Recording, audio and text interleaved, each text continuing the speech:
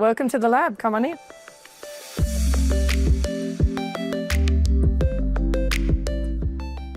Antimicrobial resistance is really where we're seeing an increased amount of organisms, microorganisms, so bacteria, fungi, parasites, viruses, which are developing resistance or not being able to be treated or killed by the antimicrobials that are designed to treat and kill these organisms. People come to work in antimicrobial resistance for a really wide range of reasons. So for example, Rod and I are both infectious diseases physicians. We've been treating patients with infections, but there are lots of other people involved, including scientists, epidemiologists, bioinformaticians, who've all come together because this is a really big global threat that's facing us all.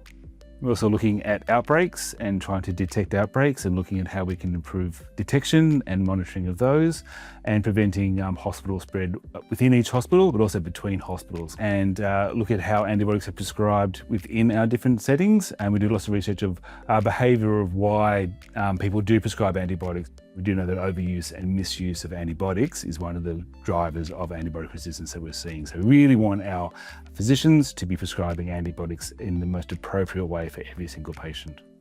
So across the Doherty, there's a wide range of impacts from our work in AMR. So some of the research we hope might lead to new antibiotics for use in patients, and that will improve how we can treat patients with infections. The other thing we do is we write lots of reports, which are very fun things to do, but they do provide national data on antibiotic resistance, on our antibiotic consumption and antibiotic use within Australia. These reports do affect policy, and we do change practices within Australia based on the data that the Doherty is producing.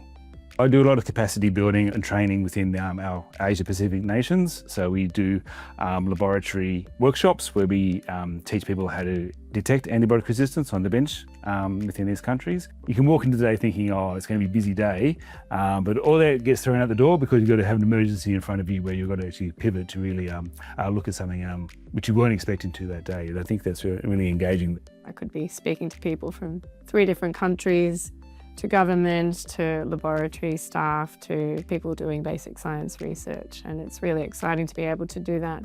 And then sometimes even bringing that to the patient. So when I see patients, really bringing that together and back and forth as well. So bringing my clinical experience back to people who are doing basic science research just, I think, really integrates it all. And I think that's actually what the Doherty is about in some ways. It's about having that real breadth of experience and being able to share our knowledge across our different disciplines to improve outcomes for everyone.